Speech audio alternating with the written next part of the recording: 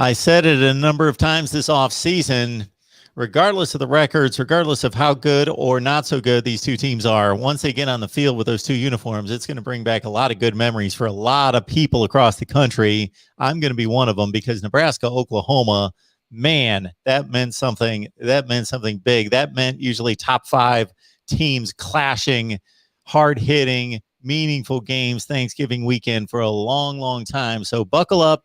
Get set. We hope it's a good one on the field, but if nothing else, it's going to dredge up a lot of nostalgia here coming up. Oklahoma, Nebraska in Norman on Saturday. Of course, this is our Huskers live show right here at the Voice of College Football, and we've got our Oklahoma fans and Oklahoma channel on board as well. So if you have yet to introduce yourselves to one, Greg Peterson from Husker Online, here's the guy that makes this show roll. 34 consecutive shows. Greg, how we doing tonight? Doing good, Mark. Doing really good tonight. Ready to see a little Oklahoma, Nebraska rekindle that rivalry. Heck yeah. And maybe get to see Oklahoma play like they did in week 1 against Tulane. Maybe if they can do that, then we're going to have ourselves a good ball game. Don't get Husker fans' hopes up too much there. All right. Well, at least Nebraska took care of business the last 2 weeks since that clunker in week 1 in the Big Ten opener at Illinois. Since then, of course, they took care of Fordham. Nobody questioned that. But there were some concerns facing a Buffalo team that's been one of the better teams in the MAC the last several seasons. They came in with a strong rushing attack, but that Nebraska defense took care of things. Luke Reimer in particular, boy, he had a heck of a Saturday. Yeah, Luke really showed up. He came out to play, and we had him in studio on Sunday. Obviously, he was our defensive player of the game, and we talked to him fresh off of that win and that performance. And then he followed it up on Monday. He came out yesterday for the Monday press conference, and he didn't even know that he would been named Big Ten Defensive Player of the Week until somebody told him, I guess, in the locker room or something Monday morning. So, yeah, he played well. He played very well. And, it's kind of funny, too, because last Tuesday, before we did our show, I was talking with, sometimes our contributor, former Husker Josh Banderas, who's coaching out in Oregon State right now on the Oregon State staff. And, I brought up the linebacker play, and he had mentioned a couple of other guys, and I brought up Luke to Josh, and he came right back and said, "Yeah, Luke's playing great." And Josh actually coached Luke when Luke was at Omaha North Star here, his senior year. Josh was over there as an assistant, unpaid graduate assistant type role. So yeah, those guys go way back, and Luke played a hell of a game, and he had that interception, beautiful pick, and a score, and just a beautiful, beautiful thing. It was nice to see his performance. He almost had 2. He should have had 2 almost. Yeah, Luke Reimer, 16 tackles. The defense in total had 6 tackles for loss. No sacks on the day, but it wasn't needed.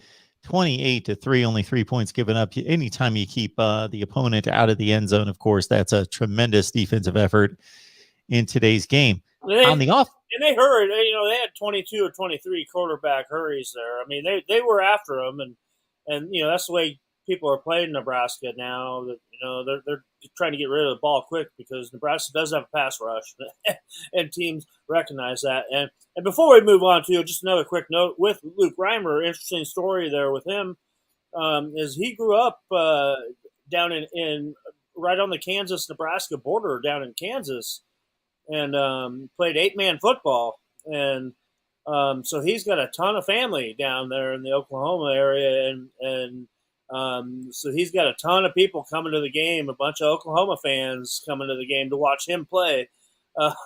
So I think he got like 20 tickets or something like that. And, he played, like I said, he played 8-man football down there, and then his dad had passed away, and he ended up moving to Lincoln and actually played his high school football here in Lincoln at Lincoln North Star. We appreciate everybody being here let's not make this a trend like we did last week, where it was tremendous to have so many people at the end of the show, but it took everybody about 50 minutes to get here. So get here on time, 7 o'clock Central Time, every Tuesday night. Huskers Live right here, the voice of college football. Alan's here early with his score prediction.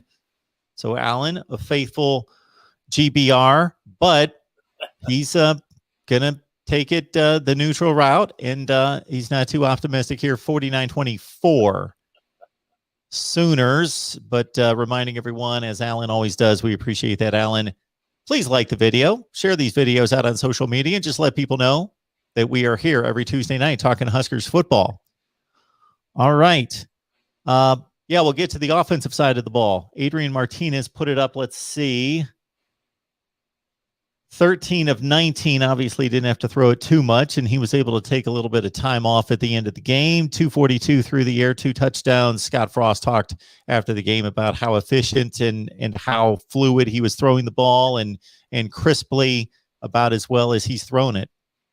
Well, yeah, and then also you take away 2 other touchdown passes that were called back due to penalty as well. So, yeah, Adrian had a really good game, and you know, he turned that game around when it was a tight game, and he made a little chicken something out of chicken something, and came up with a 71-yard run that was a thing of beauty down to about the 2-yard line. So he had a great game. He really did, and he was on target in a game where, you know, you were shorthanded coming in. As for weapon-wise, as Omar Manning didn't play because he was banged up, and Xavier Betts replaced him, and he got banged up and left the game. And Austin Allen left the game on the 4th or 5th play of the game after a catch, and with, you know, he hit his head after he got tackled. And so, yeah, it was a mash unit out there with a lot of backups. You know, and you know, I forget to mention that Oliver Martin had missed another game as well. So, yeah, the receiving flanks were you know, they were down a little bit, but next guy up, step up mentality, and Samori Toure just had another outstanding game with 2 long touchdown catches. You know, 2 straight games over 130 receiving yards for Samori Toure, and he kind of smitten himself into, you know, now people understand why we've all said that he's going to be playing on Sundays.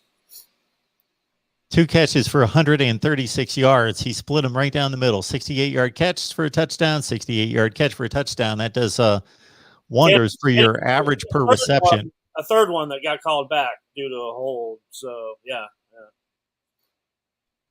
Moonbot checking in early.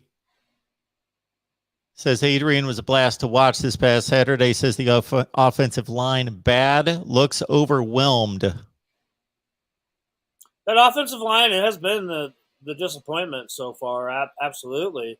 But they did play a little bit better, and they, you know, Adrian had a lot of time. He wasn't hurried like he had been as much. So, you know, there was time for Adrian to let things open up, and yeah, the offensive line is a thing that, you know, they got a lot of pride. And they are taking a lot of the blame right now because that rushing attack needs to get in gear. You know, it's been very slow to start. It took at least a half for the running game to actually start to pick up a little bit. And you know, they bailed themselves out with the option play now lately, which has become a little bit more of a part of the arsenal now. And just in time for Oklahoma, right? To see a little bit of option maybe on both sides of the ball. And yeah, you know, this is their time to step up, and this is the time for you prove yourself. You know, Oklahoma's ranked number 3 for a reason, and you know, you got to go down there and show that you're right up there, good enough to play with a team like that. And I think they're ready to accept the challenge, and hopefully Saturday they play much, much better. Besides Martinez' long run for 71 yards and a touchdown, basically Gabe Ervin was the rushing attack, 10 carries, 56 yards from the running back position, 2 touchdowns there. And Moonbot we got him on record here. Look at this. He's promising shirts. Unleash the Ante, GBR, sending Greg the shirts this week.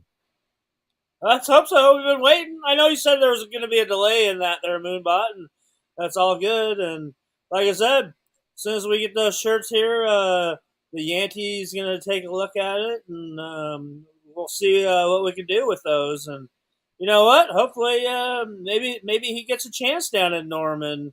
You never know, because right now the running back room, there's a lot of guys in there, and it seems like every week somebody's the hot guy, and we kind of said this is what it was going to look like, that they're going to play a lot of guys, and they're going to go with the guy that's the hottest at that time.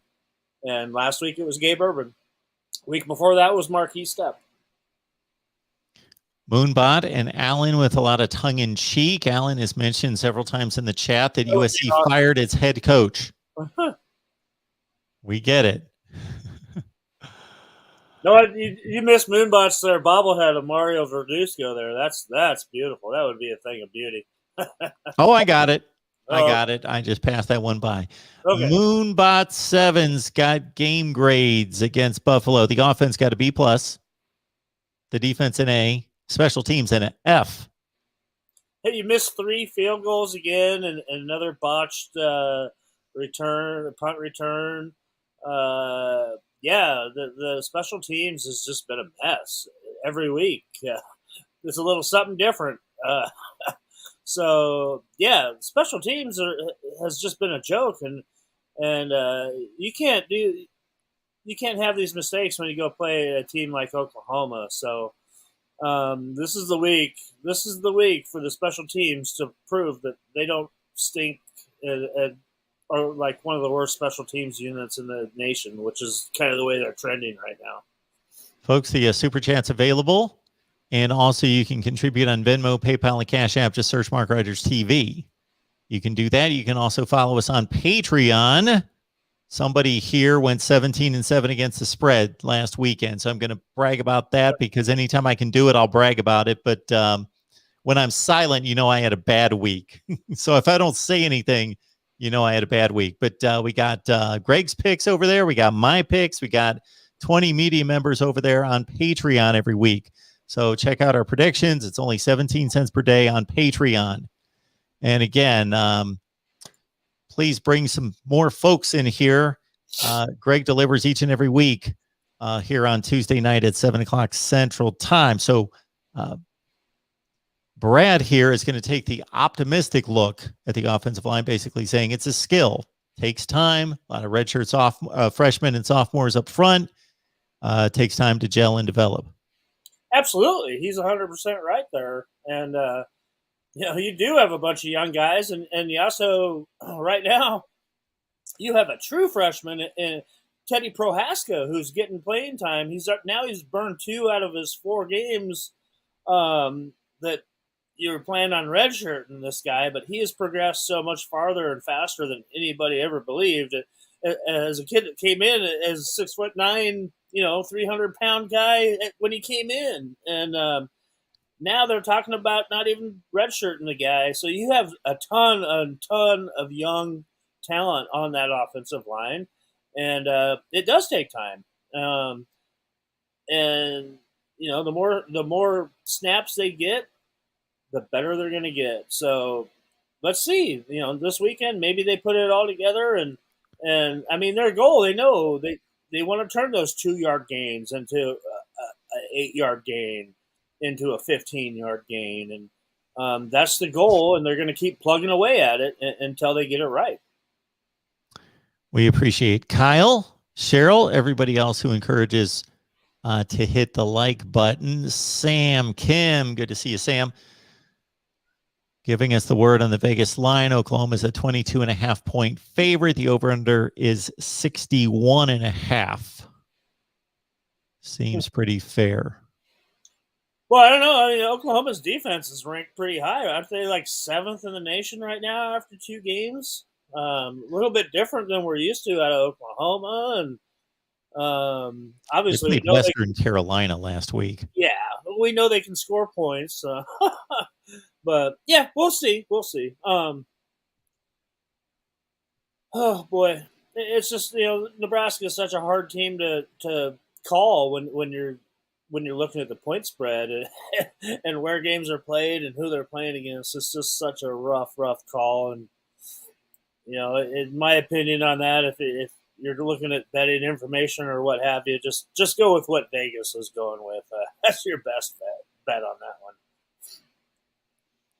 So we've got our Oklahoma fans in here on the Oklahoma channel. Want to remind everybody that whether you're a Sooners fan or a Huskers fan, we've got our Oklahoma show Wednesdays at 12:30 Eastern time. So that's tomorrow. Yeah, tomorrow already. Wednesday, 12:30 Eastern, 11:30 in the morning Central time over on the Oklahoma channel. All right. You gonna send me a wake up call? I will. A wake up call. Yeah. I can send you a wake up call. Okay. It's going to come about 3 minutes after my wake up call because anytime I've got an early one like that, you never know if I'm going to be rolling out of bed or not. Probably, I am. So we've got Dan Richardson. Good to see you, Dan, here in recent weeks. Greg, would like your opinion on comparing the current talent level of Oklahoma versus the current talent level of Nebraska? Well, Oklahoma and Nebraska do they cross over a little bit on recruiting, where they do recruit a lot of the same guys. So, I'm a little bit more familiar with an Oklahoma roster like that. And I mean, obviously, for the last 5 or 6 years, Oklahoma has obviously signed much better talent. Now Nebraska is starting to catch up a little bit on that front, but overall, Oklahoma's talent level is built for a team that contends to be in the college football playoff year in and year out, and Nebraska's quite frankly isn't. Nebraska's still searching for that, and Nebraska's just not going to get to that level that Oklahoma's at until you start winning games on the field. And, ironically, if you think about this game, and by some miracle, Nebraska pulls out a win in Norman on Saturday, imagine how much of a boost in recruiting that would do for this Nebraska program right now to get them on that trajectory to where Oklahoma is at right now. So, bottom line on to answer that question is that, Oklahoma across the board is probably 3 deep at every position, where Nebraska still is not. And they're still kind of scratching it, trying to be 2 deep at every one of those positions. I've asked you this question before in a different way, but if you took Nebraska's recruiting classes that comprise the current roster, so that's the last 4 to 5, maybe even 6 now with the pandemic year.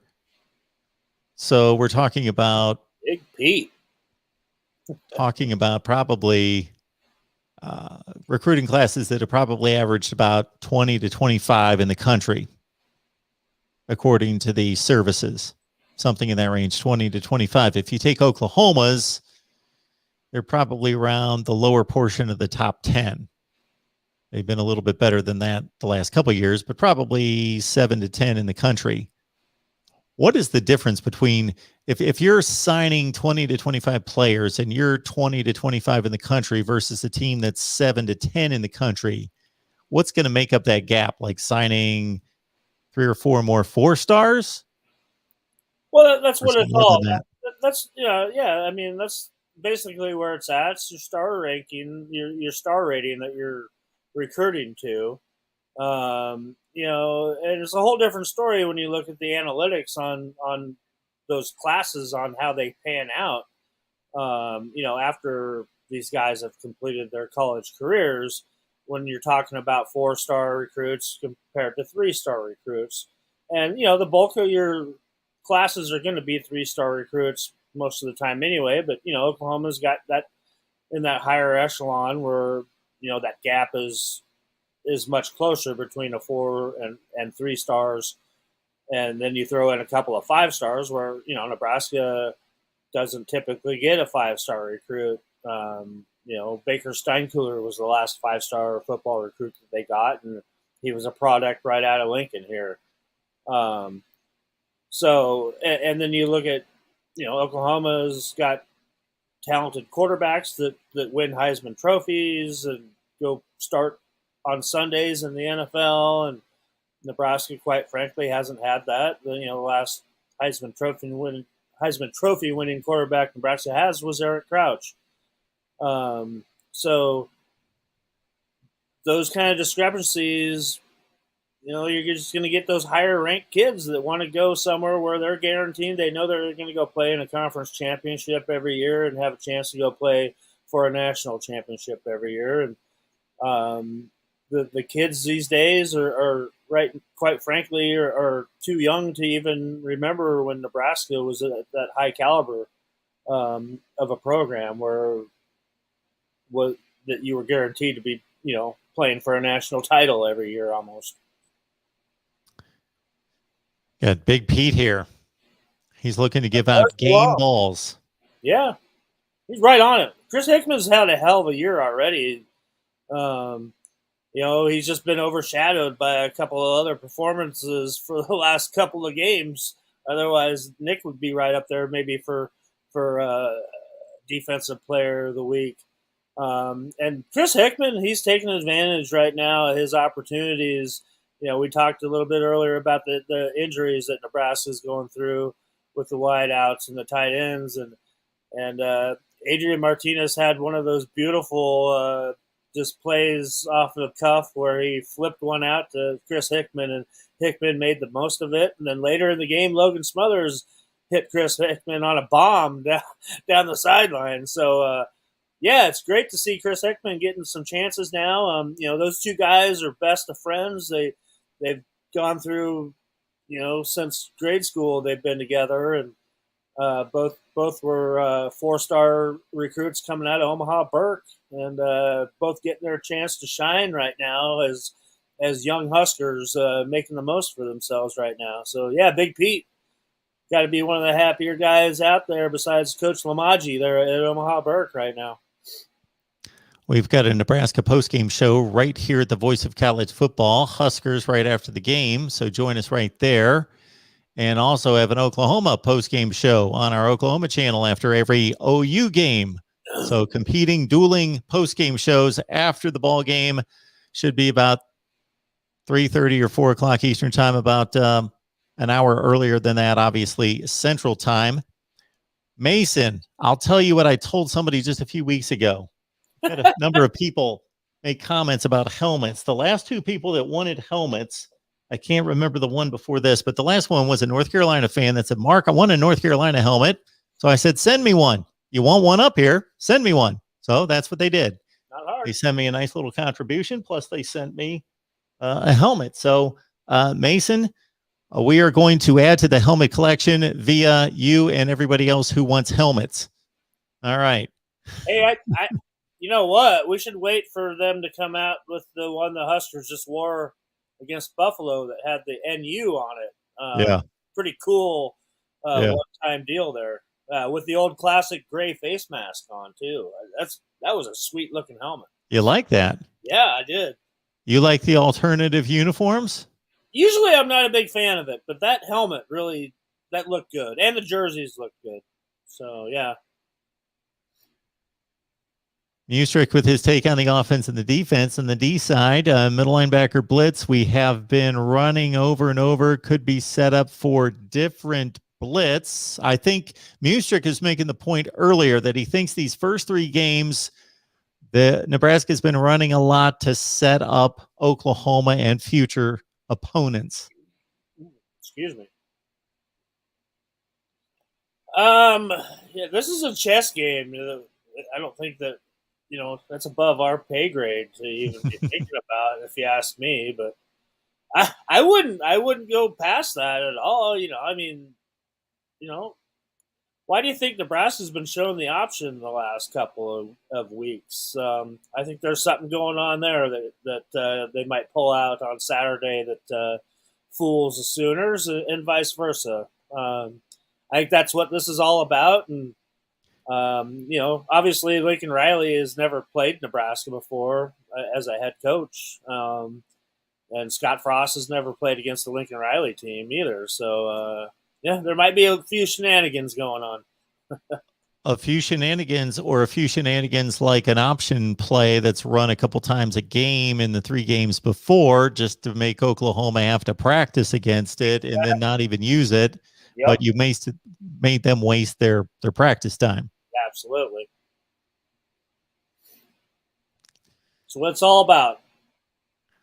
Mustrick, good to see you as always, man. Is our lack of experience on the offensive line, having so many underclassmen starting due to poor planning in recruiting? Before you answer that, Greg, isn't it pretty typical that a team's going to have almost the exact, every team's going to be a little bit different based on what they value and what kind of offense and defense they run? So obviously they run a 4-2-5. They don't have as many linebackers on the field, for example, but basically everybody runs the same general personnel per unit. So the formula is pretty tight in terms of how many quarterbacks do you need on the roster? How many running backs do you need on the roster through every unit? And therefore you want to be fairly balanced from year to year in hitting those marks in recruiting and signing players. Hey, they've been recruiting exactly the offensive linemen they've been wanting. Greg Austin, these guys love Greg Austin. Greg Austin knows what he's looking for. And, they've been recruiting strong on the offensive line. And you just have to look at right now. There's 2 guys off of that offensive line right now that are on NFL rosters right now. Matt Farniok is backup center for Dallas. And,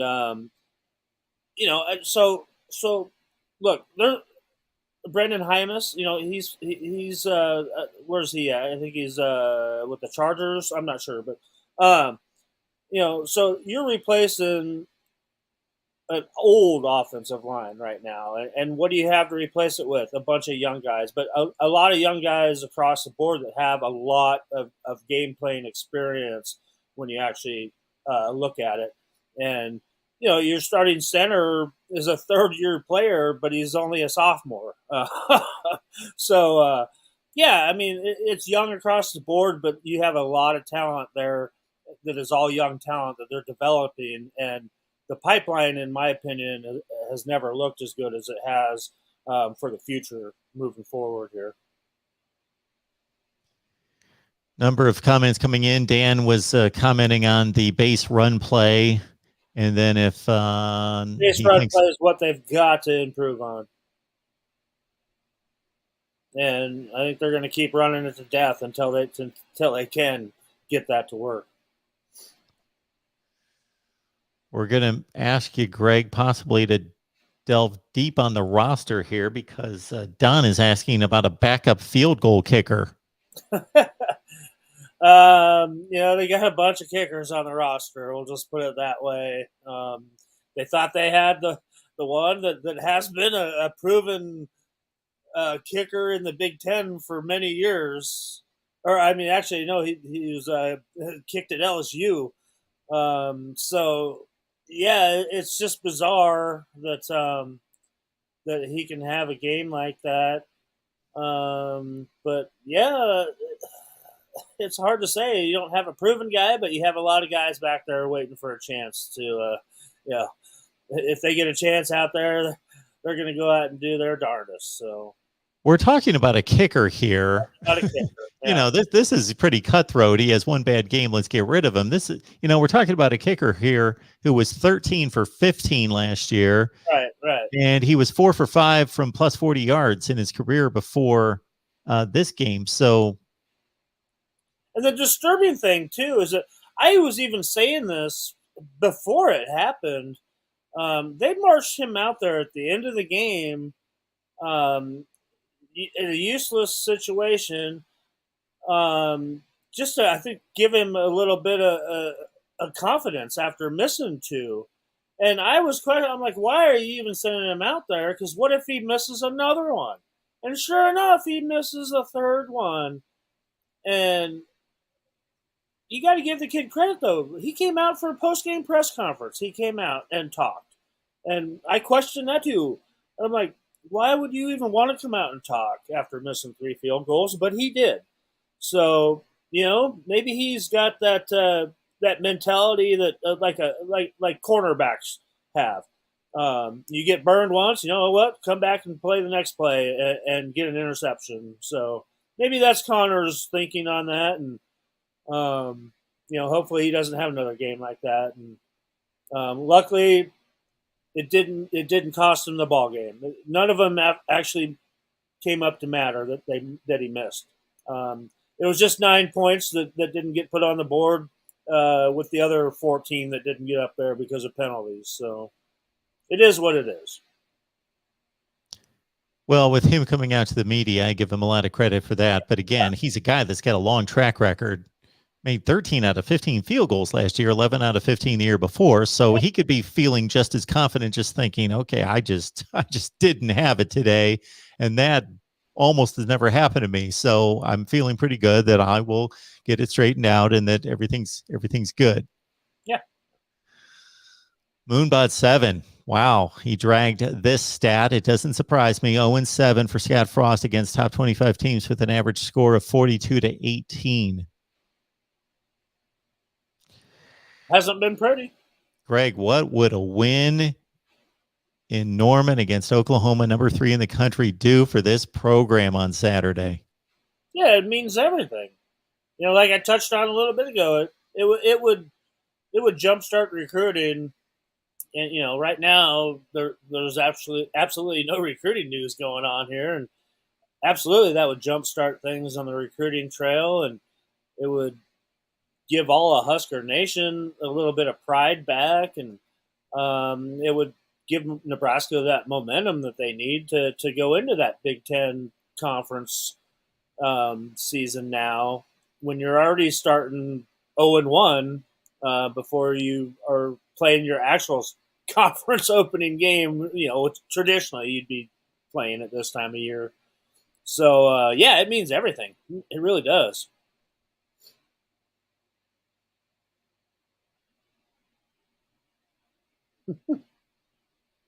Ouch. Got comment coming in. Oklahoma recruiting talent level getting better because OU no longer has Bob Stoops and Mike Stoops running the show. Well, they were doing pretty well under Bob Stoops as well. They were doing okay. Yeah, they were. That sounds like it might be a shot at Youngstown, Ohio bred coaches. I don't know. That's right. Bo Pelini is in that group. That's right. I'm guessing that you're never out there scouting, looking at kickers. That's pretty rare that you're on the high school. Every now and then, yeah. Yeah. Well, it's like say there's a kicker that there's a kicker here in town who's a Nebraska legacy that is a kicker right now because he's a freshman. But he'll be a positional player next year on the varsity team, but he's a kicker right now. So there's always an exception to that rule. Unless there's an established guy that has offers and stuff, then yeah, you're going to cover him. But it's pretty rare. Usually not going to spend money to jump on an airplane to go cover a kicker. We'll just put it that way. Usually if it comes along with another player that you're scouting. Right, exactly. Right. You get a 2 for 1, absolutely. Yep.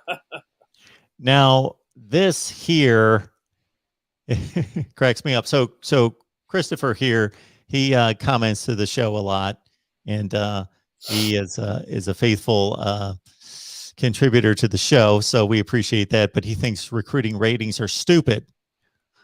They're pretty accurate for being so stupid. But Yeah, well, I mean, it's sometimes you win, sometimes you lose. You can't get them all right. I mean, that's bottom line. Well, Somebody, absolutely. somebody's always going to be upset the way a kid's ranked. Either they're ranked too high or they're ranked too low. So, I But mean, I've been dealing with that for 20 years, and you can't ever win on that one. collectively, though, it's pretty astounding how accurate they are. Well, you can tell. It's pretty darn easy if you go walk onto a football field and say, okay, all right, yeah, say, okay, you're here in the heartland somewhere in Nebraska or Iowa or Kansas or something like that, and you see that one guy out there on the field that okay, man, that guy's a special kind of something. But say you go to somewhere like Atlanta or somewhere in Florida or somewhere in Texas when you have 30 D1 kids on the field at the same time. That's when the ratings get a little bit more difficult. But there's always going to be those couple of standouts that you can tell, and that's why those guys are ranked 5-star for a reason, because they've already got that special something that you can tell that they're just a superior type of an athlete, and they're kind of they're almost a guaranteed lock to be playing on Sundays. We would like to continue to welcome everybody here on the Nebraska channel for our Huskers show that we bring you every Tuesday night at 8 o'clock Eastern and 7 o'clock Central, but also our OU fans on the Oklahoma channel, and our host of our pregame, postgame. He just tears it up on our Oklahoma channel. We got Jason Ray coming in on the line from Last Word on College Football, and I will first introduce you to. So, Jason, that's Greg Peterson, Husker Online. Greg, Jason Ray, again, heads us up in terms of our coverage over on our Voice of College Football Oklahoma channel. Nice to meet you, Jason. Nice to meet you. Thanks for having me on here. Absolutely. You two get to mix it up now, Oklahoma and Nebraska. So I don't know how good the game's going to be on Saturday, but, man, it used to be just a monumental rivalry in college football, obviously. So if you guys have any questions for each other in regards to matchups and how these teams have looked for the first 2 to 3 games, I'll let you guys get after it. Obviously, I haven't even had a chance to see Oklahoma play yet. I've been a little bit busy myself, so all I've been able to really do is see some highlights and some box scores, and that's about it. But they look like the same old Sooners to me. Yeah, Greg. So I think for the first game against Tulane, it was a little bit of an up and down performance, right? Oklahoma struggled a little bit early on, specifically defensively. Gave up two touchdowns to Tulane on the first 2 possessions. Settled down a little bit, led 37-14 at the break, and then and really had one of the worst halves of football they've had in quite some time. Got outscored 21-3 by Tulane. Couldn't get off the field on defense. Couldn't sustain a lot of drives in the third and fourth quarter, and really, held on to win. They won the game 40-35, and Tulane had a chance with the ball in the last few minutes of the game. Played much better last week. Given I know you have to take that with a lot of grains of salt, so to speak. With the competition, Western Carolina is a mid-level, low-tier FCS team, but I think they did a lot of the things that you would have expected them to do in terms of a game 1 to game 2 improvement. They finished the game. One thing that's really kind of been a knock, I think a lot of Oklahoma fans would say so, but I think it's been a knock on Riley over the last few years is they've not always finished as well as they should have. Kansas State the last couple of years, and just some games where athletically they're much better than the opponent, and they really just kind of played down to that competition. So yeah, honestly, really excited about the game. And I had to laugh here. I saw a comment that was really talking about, I believe it was and unfortunately I was in the stands watching both of these games. I believe it was 1996 and 1998 when Nebraska beat Oklahoma. I think 69-7 one year, and the next it was I want to say like in the 70-something to 28, and it was really just the worst the worst era of Oklahoma football that they've really ever had outside of the '60s. So for me, just exciting to have the game, talking about these two teams playing each other. I think certainly maybe not quite the same in terms of notoriety coming into the game as some of those games in the '80s, and definitely not the '90s, but some of those early 2000 games as well. And I think wanted to certainly get your thoughts on this, just from obviously well before my time covering and watching football, but we had an article at Last Word on College Football this week that we really kind of did a rewind on the 1971 game, and I think it's one of those games, Greg, that's really kind of stood the test of time in terms of a lot of people still believe 50 years later that was the greatest college football game ever played, still in knowing that the game is so different now than when it was 50 years ago. Yeah, and that's what's funny is that that's brought up today with some of the assistant Nebraska coaches today. Mario Verduzco, the quarterback's coach, was asked about it. He said, "Yeah, I remember watching that game with and they're like, what do you remember about that?" He's like, "My mom was just going crazy over it, that they were out in the Bay Area, and for some reason they were Nebraska fans, and he remembers Johnny Rogers running that return back, and it's just kind of funny that they're watching on all beat up black and white TV, and I was 3 years old when that happened, and so I know I was watching it, but I don't recall it except for as many times as I've seen it replayed, and I've heard because the radio broadcast, it just goes down in history, and yeah. And some of the other Nebraska coaches that are old enough to even remember that. But, the thing that's funny is that most of the kids on the team have no idea what we're talking about here. And maybe a few of the Nebraska players they're born here in the state and were grown up Nebraska fans even know about it. But you can see, I pulled this old thing out of my archives. This is from 1975, okay? Back when this was a series, and I mean, that's what I'm curious about is what Oklahoma thinking about. Do they still think this is a rivalry game? Because unfortunately, this, for the last 11 years, it's not talked about as a rivalry anymore. But you're exactly right; it stands the test of time, and every Nebraska fan that I know, that I've heard of, I mean, this game means more to them than anything in the last 11, 12 years. Yeah, so I think in Norman, Greg, I think there's a lot of excitement about this game. I think certainly it was one of the rivalries that many Oklahoma fans missed and still miss to this day, because I think it was always a rivalry built on mutual respect.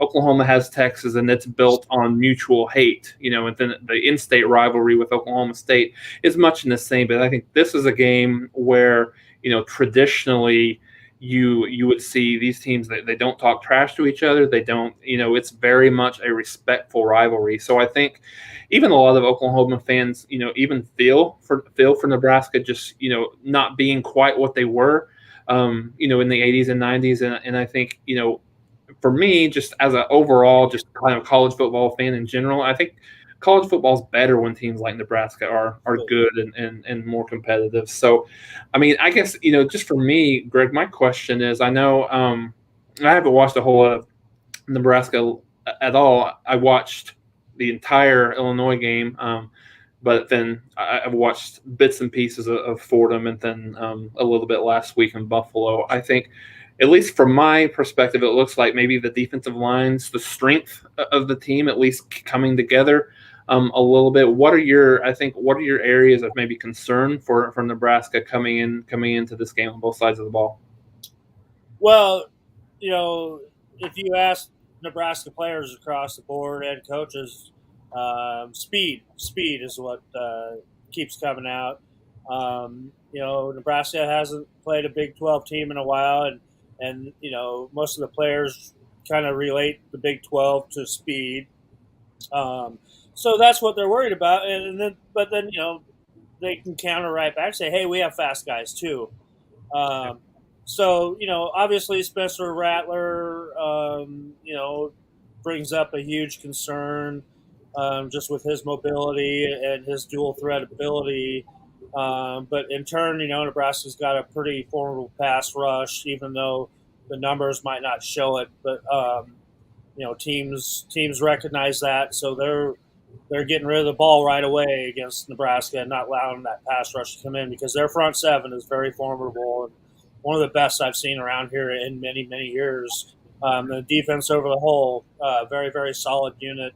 2 games in a row now without allowing a touchdown, even though it's against inferior competition. I won't say Buffalo's inferior competition; they're a pretty good ball team, but that defense is coming out to play, and they got a chip on their shoulder, and they got something to prove. So they're looking forward to playing Oklahoma. I'll tell you that right now.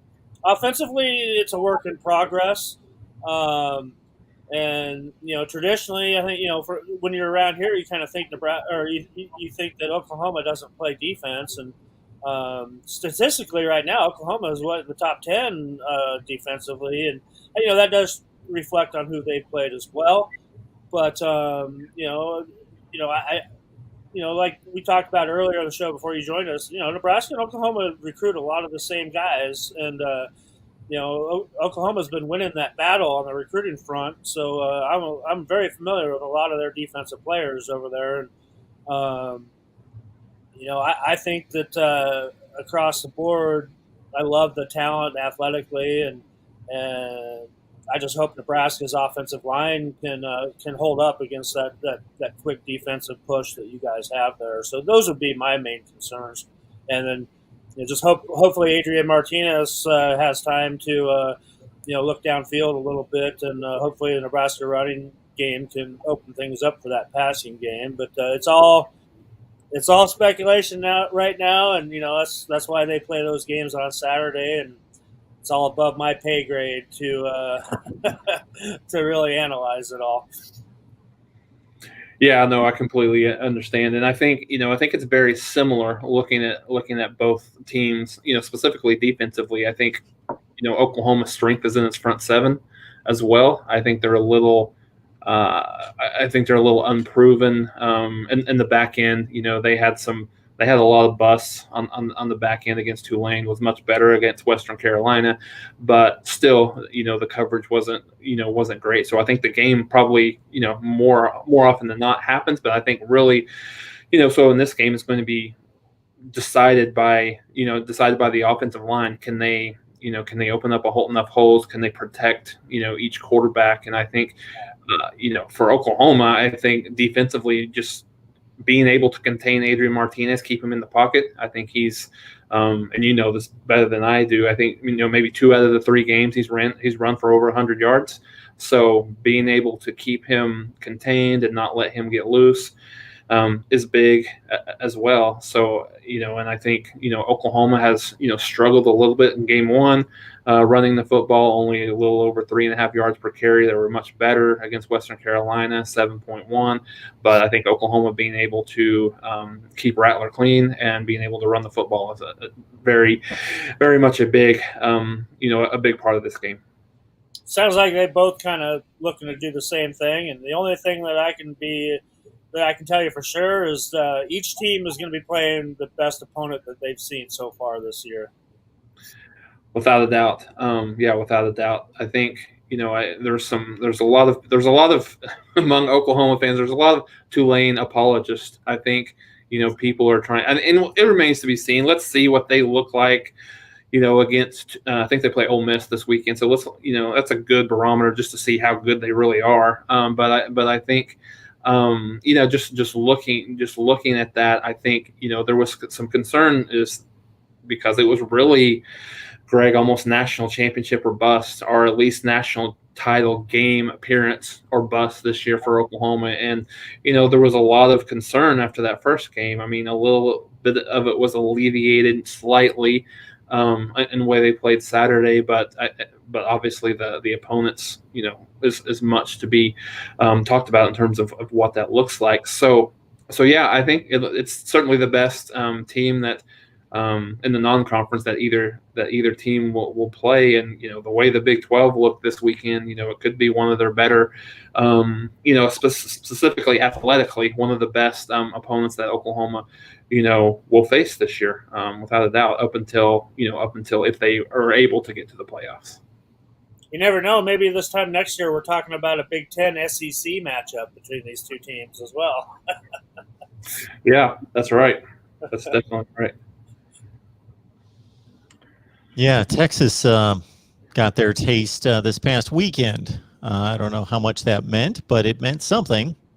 All right, Toby Bowles and a few other people asked about Spencer Rattler, so I'll serve this up for Jason. So Toby's basically saying, will Rattler be able to handle the defense that's coming at him? Our defense will be respected after this game, and that's basically a statement there, but I'll couple that with Gary's question, Jason. Is Rattler to blame for OU struggling in the second half of games from last year to this year? It's hard to answer. So in the first one, there was some big concerns, I think, coming out of Oklahoma with the way Rattler played in the first game. I think it was probably his worst game that he's played in a Sooner uniform in the first couple of years. His footwork mechanics was off. I think one of the things that you would notice out of him last year is the ball just basically flew off of his hand, and it necessarily wasn't the case.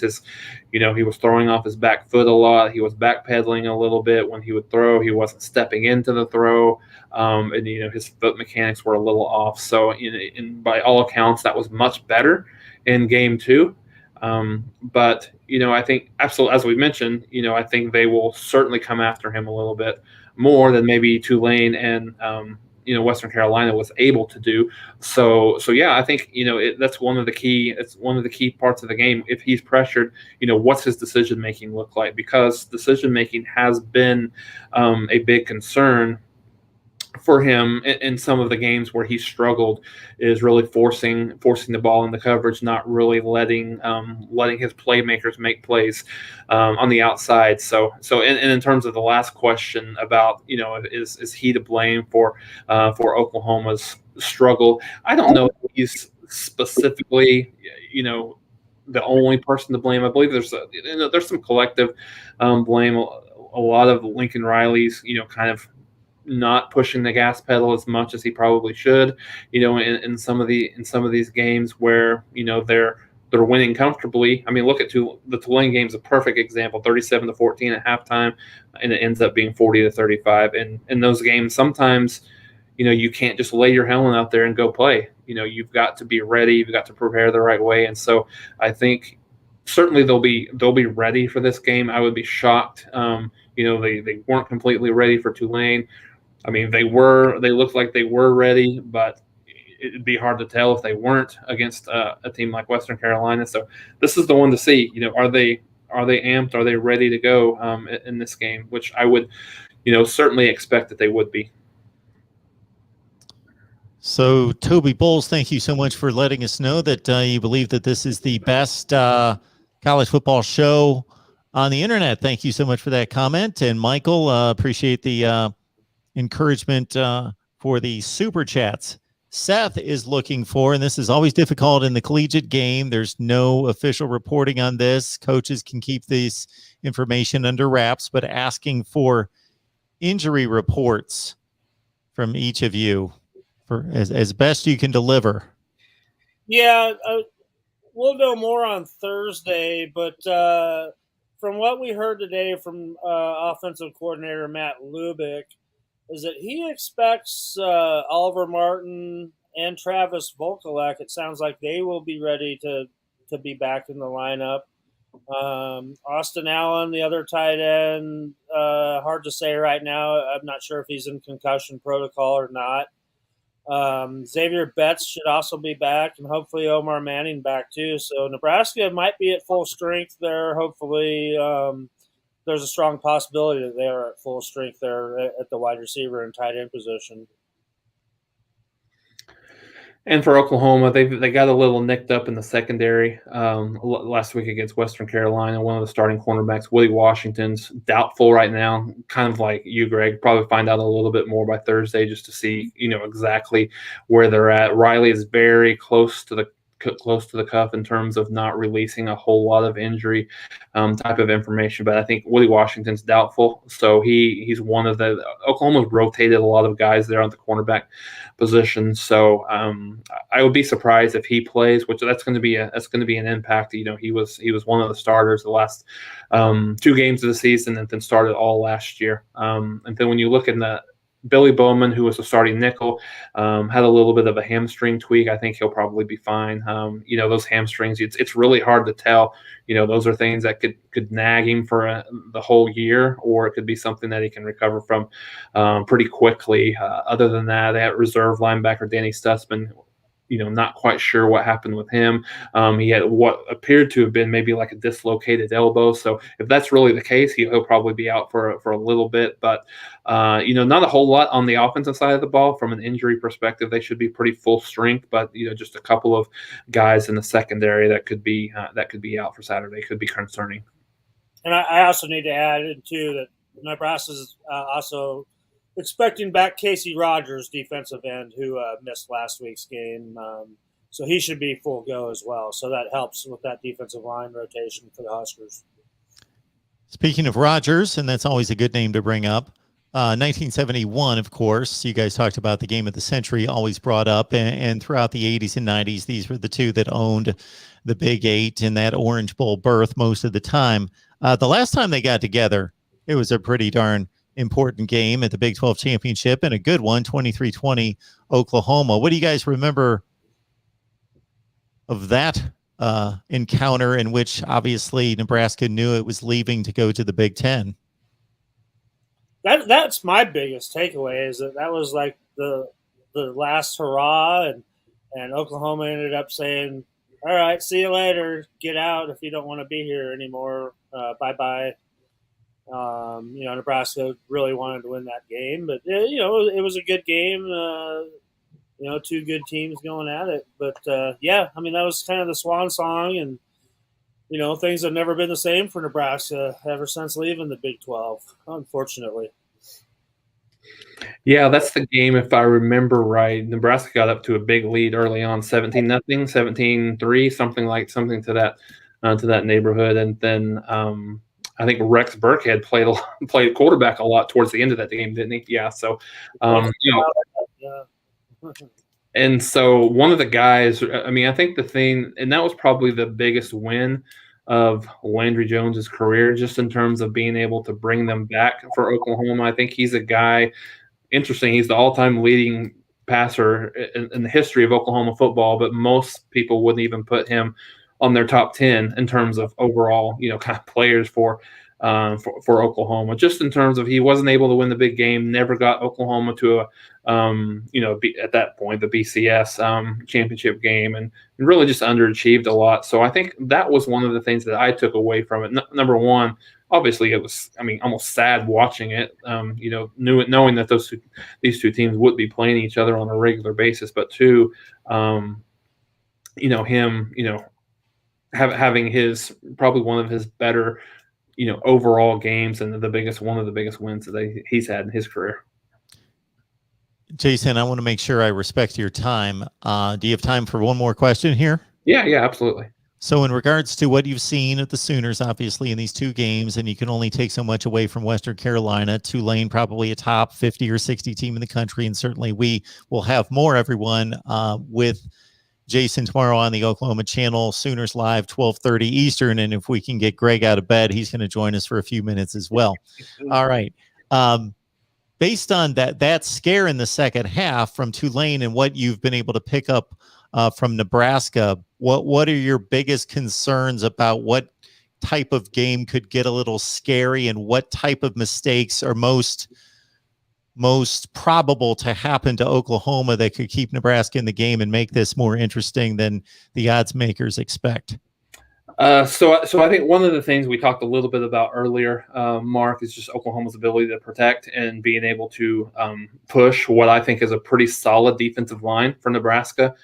being able to get that push, run the ball. I think when Oklahoma's at their best, they're able to do both. And I mean, I think that's a little bit cliche and maybe obvious, just kind of listening and watching football games. But Oklahoma relies on the ability to run and not to be single threaded. So I think that's one thing. If Oklahoma's not able to run the ball effectively, I think that could make the game a little bit closer. Rattler making some bad decisions, forced into some mistakes, I think could make the game a little bit closer. And I think, one of the comments I saw on here, guys, that was very interesting. It kind of took me back to that 2001 game where Oklahoma missed their Nate Hibble fell down on their, I think, halfback pass back to the quarterback, and Nebraska landed theirs, which ultimately won the game. So I think, if the creativity that Scott Frost could bring to this game to throw Oklahoma off, I think is interesting from a chess match perspective with Scott Frost against Alex Grinch on the defensive side of the ball. But I, for one, I know the line is 22 points at this point. I don't know if it still is what it is. I think that's what it opened at. I think it'll be a little bit closer than that. I think Nebraska is a very, very proud program that has been, maybe humbled a bit the last couple of years, but I think Oklahoma is going to get their absolute best shot, and they better be ready. Well said. And since it's going to seem like about 15 minutes from now that we're all back together talking, maybe we'll save Greg's upset formula for tomorrow. Sounds good to me. So cook up your best upset formula for the Huskers, whatever that looks like. All right. Anything else tonight from you two? I think Go ahead, Jason. Go ahead. I was just going to say, as we talk about the 71 game, and I've seen, every time it's being talked about, and I've seen a couple of times, the Oklahoma people are going to swear up and down that there was multiple blocks in the back on the Johnny Rogers punt return touchdown. It's always funny just to hear, anytime you even talk about that game, the first thing that somebody is going to say is talk about the illegal block in the back. And of course, the Nebraska guys are going to say, "Oh no, it was perfectly legal. Got him on the side, not in the back." I think Johnny Rogers has to talk about that every Saturday anyway when he's at Memorial Stadium to this day. When he's up in the press box getting himself a soft drink and a hot dog. And I was reminded by somebody in the live. Yeah, that's how it goes with legends. They're used to making the speaking appearances and then getting grabbed by every TV crew anytime they walk into a banquet hall or go to a stadium, and they get asked the same questions, especially when they're on the road where it's some type of another team that doesn't get to talk to them often. They're obviously gonna ask about what they're most famous about, so they just probably just have a recycled answer in their head that they just spit out. But Chris in the live chat reminded me of an interesting scenario that culminated that year in 1971, that the final AP rankings were Nebraska number 1, Oklahoma number 2, Colorado number 3. Yeah. Top 3 teams in the country. I don't know when that's ever happened from the same conference. Yeah, that's crazy. Somebody should Google that right now, because that's crazy. And that's the funny thing too about Colorado. Okay, when Colorado left, Colorado was never considered a rivalry to Nebraska ever. When that Thanksgiving Day or that Black Friday game against Oklahoma was replaced by Colorado, which now is against Iowa, and neither one of them have the same meaning as that Oklahoma game ever did. And when you thought of Colorado leaving and you're never going to play Colorado again, who cares? That Oklahoma, not being able to play Oklahoma every year, that's the one that still stings, and that there should be some kind of a rule that you should be able to play somebody every year. Like, like Notre Dame used to play USC every year, used to play Michigan every year. I think that should be Nebraska, Oklahoma should have to play each other every year, or should want to play each other every year. That's like Jason and I, during a conversation a week or two ago, Greg stumbled upon that, and I can't imagine that this has ever happened, where Baker Mayfield and Kyler Murray being on the same roster, and of course, Murray backing up Baker Mayfield. Has there ever been two quarterbacks on the same roster that both were Heisman Trophy winners and both the number one selection in the NFL draft? I can't imagine. That's so rare. Hey, no way. No, that hasn't happened. I don't even know if two quarterbacks, Heisman Trophy winning quarterbacks, have been on the same roster. I would think so. I can't think of two Heisman Trophy winning quarterbacks from one school being that close together that they would be on the same roster, except for those two. Yeah. Good stuff. I can't either. Jason Ray, last word on college football, heads up our Oklahoma channel, voice of college football. So join him there after the game, and we're going to be back at 12:30 Eastern, 11:30 Central tomorrow. Greg's going to swing by, hopefully, if he's got a chance, to talk some more Huskers and Sooners. Before I head off to San Antonio. Okay. Little high school football scouting. I'm going to go check out Richard Torres, the Nebraska quarterback commit, Friday night down in San Antonio. So give us a little scouting report there and how secure his lean is toward the Huskers. He's committed, right? He's committed. Yep. Just tied, week one, he tied the Texas high school state record for touchdown passes in a game. So we'll see. All right. Give us a good scouting report next week. We will do that. All right. This show is only possible because of this guy, Greg Peterson, Husker Online. So, Greg, we always appreciate it. Hope everyone else does as well. We'll see everybody at 11:30 in the morning Central Time. Thanks, guys.